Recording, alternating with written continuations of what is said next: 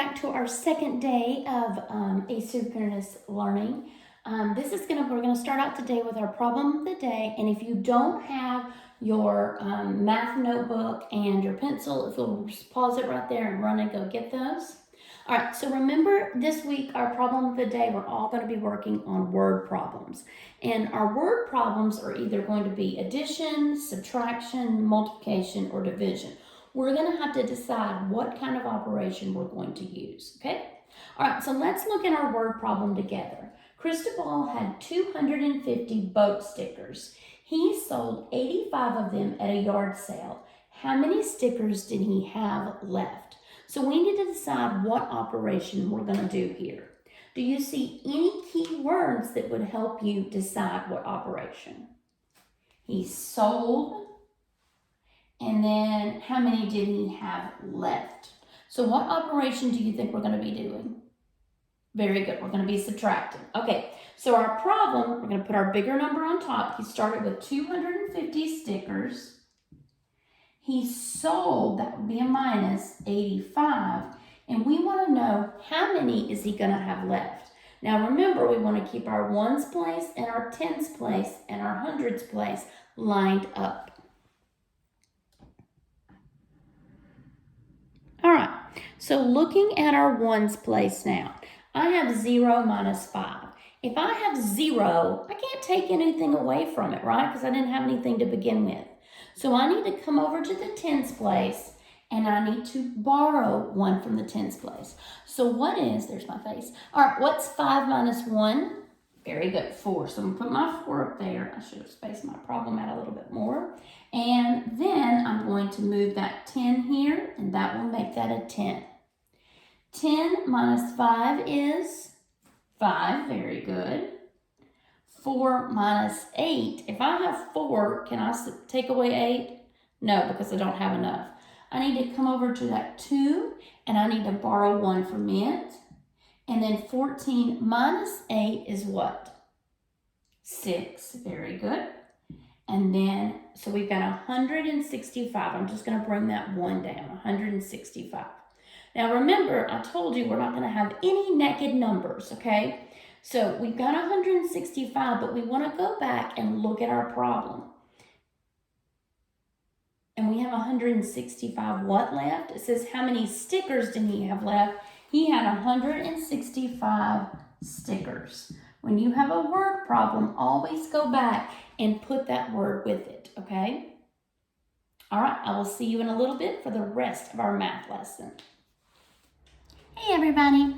All right, welcome back for our second math lesson this week, and we are talking about different ways that we can represent multiplication, okay? So we talked a little bit yesterday about arrays and repeated addition, and today we're gonna add equal groups to that just a little bit, okay? Now yesterday I used the red crate that I had, and we looked at it as an array. We said that there's examples of arrays all in your house, your windows, a carton of eggs. You might be able to find arrays in the grocery store. And so I have found another example of an array in our house. And this is one of the most popular toys out there right now. I took it for my kids. But this is a little popper. I know many of you probably have these at home, okay? So if you do have one that's rectangular like this, equal rows and equal columns, then it is a perfect example of an array, okay? All right, so let's look at this one. We want to see how many rows it has. Remember, a row is how many that goes across. So count with me. 1, 2, 3, 4, 5, 6. It has 6 rows.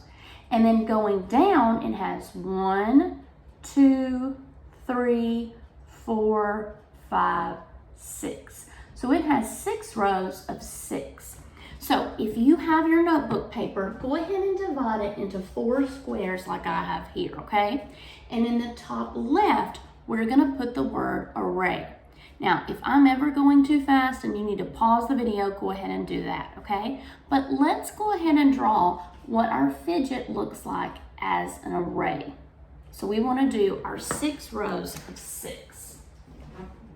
So I'm gonna draw my box.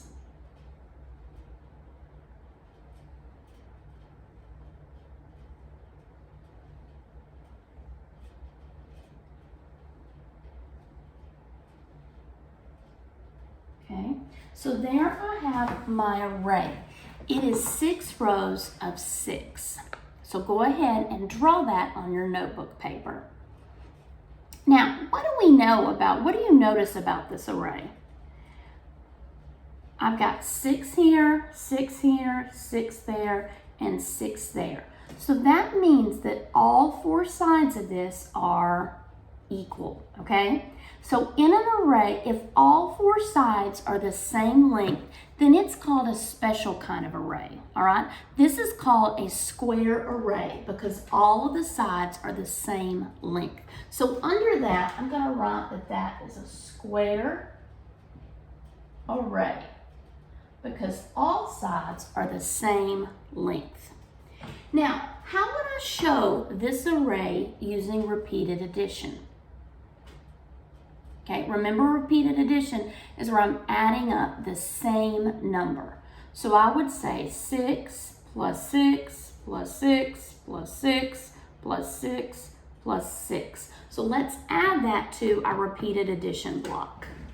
I've got 6 plus 6 plus 6 plus 6 plus 6 plus 6 equals. Now, who knows what 6 times 6 equals?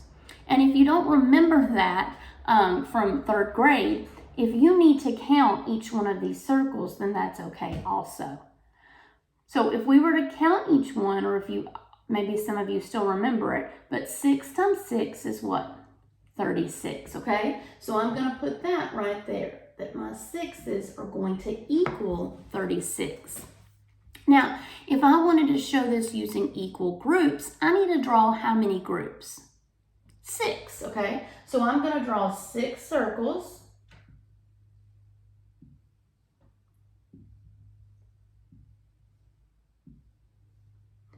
And then I want to put how many dots in each?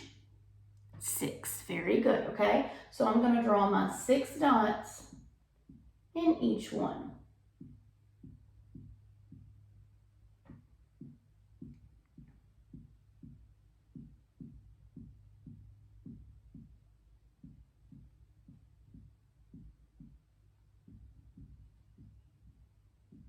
All right, so I can represent multiplication using arrays, repeated addition, equal groups. So what's this 4th box for?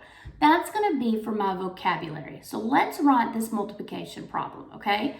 I'm going to put 6 times 6 equals 36. Remember, we counted earlier and we said that we've got 36 circles in here.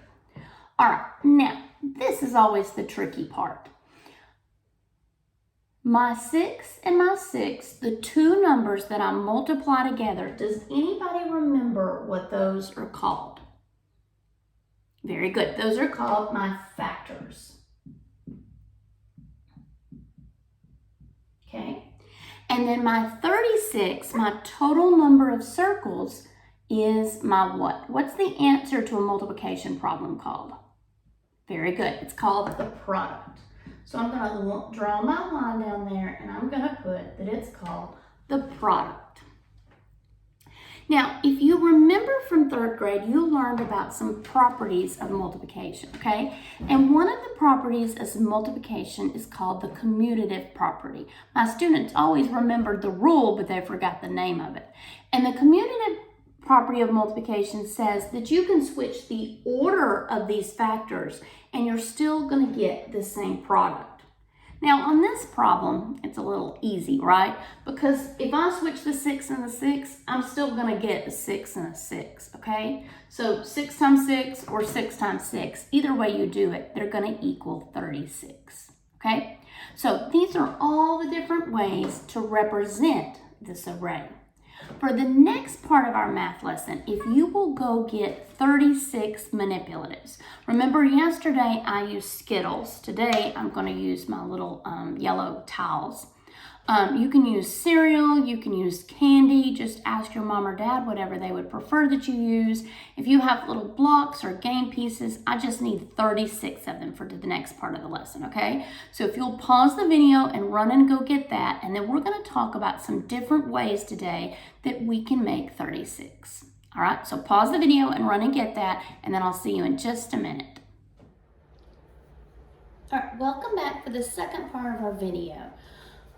So earlier we looked at our fidget popper, and we said that this is an example of an array, and we said that there's 36 little circles in here, and we make those 36 up by multiplying 6 rows of 6, okay? So we already know that one way to make 36 is to multiply 6 rows of 6. So I'm going to go ahead and add that to our chart, that 6 times 6 is one way that we can make 36. Now, you were to go and get some different manipulatives. Those can be food items, maybe if you have tiles or something at your home, some kind of little game pieces, any one of those, anything like that you can use to make your 36. I'm going to be using these little yellow tiles, okay? So can you arrange, first of all, count out and make sure you have 36 of those. After you count out those 36, what is one way that you can build an array using your 36 tiles? Okay, my easiest one, the simplest one, is 1 times what's going to give me 36? 1 times 36, okay? So let's add that there. 1 times 36 is 36. Can you think of another combination that's going to equal 36? All right, I'm going to show you what I've built right here. If you just look right there, I have 4 rows of 9, okay? Do you agree that 4 times 9 is a way to represent and build 36? Yes, that will work, okay? So I'm going to add 4 times 9 to my chart.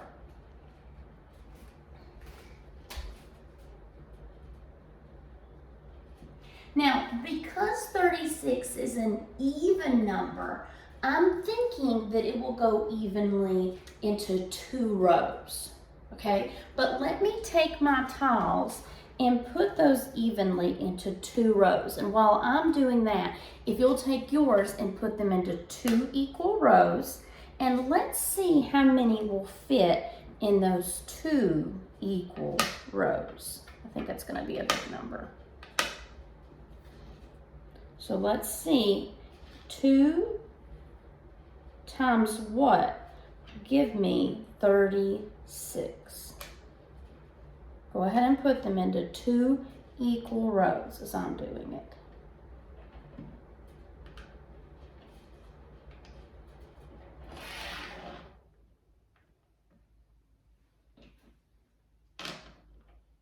I'm about to run out of room. I hope you are not.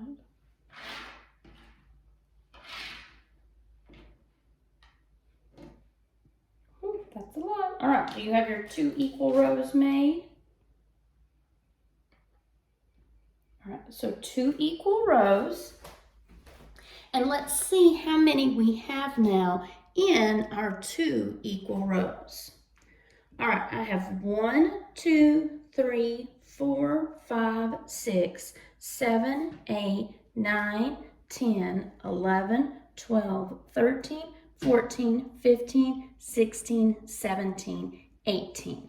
So 2 times 18 is another way to represent and make 36. Let's add that to our chart. 2 times 18. Now, because this is a 36, I'm thinking that it might go in 3 times something. What do you think? Does anybody automatically know that 3 times something equals 36? I heard it out there. Very good. Somebody said that 3 times 12 is 36, and they are correct. Now, can you think of any other ways to make 36? Will 5 times anything equal 36? If I count by 5s, 5, 10, 15, 20, 25, 30, 35, 40. I won't land on 36. What about 6 times anything? Oh, right there, I've already got that one, 6 times 6, okay? So now I've got all of my factors of 36. And usually I would start at the bottom and then go up, okay? And that way you can make sure that you got all of them. Now, what we want to do next is we want to list our factors of 36 in order from least to greatest. So go ahead on your paper and put factors of 36. Now remember, this will help you in 4th and 5th grade math if you're able to identify those factors. All right, we said that 1 times what is going to equal 36? 1 times 36. Okay, and I'm just going to draw a little line there so we'll know that that's what we're doing. Okay, we just used 1 times 36. What would go next if we're going from least to greatest? All right, use 2 times 18. Good, okay? So 2 times 18, that's going to equal 36. All right, now if we're going next, we've used that one, we've used that one. What would come next right here if I'm going from least to greatest? Very good. 3 times 12. And I'm going to draw my line, and I'm going to underline that one just to let me know that I've already used it. All right, we're going from least to greatest, so which one would come next up here? I've got 6 times 6 or 4 times 9. Very good. 4 times 9 would go next, so I'm going to put my 4 and 9 right there, and then I'm going to draw my line. And then last but not least, I've already used that one, so my next one is going to be 6 times 6. Now I only have to list it one time since it's the same factor. Okay, and there's my 6.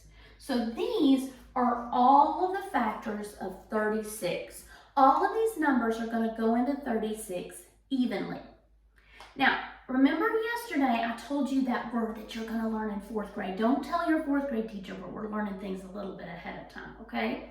But if this number has more than 2 factors, and does 36 have more than 2 factors? Yes. It has 1, 2, 3, 4, 5, 6, 7, 8, 9 factors. So if it has more than 2 factors, do you remember that C word that we said it is?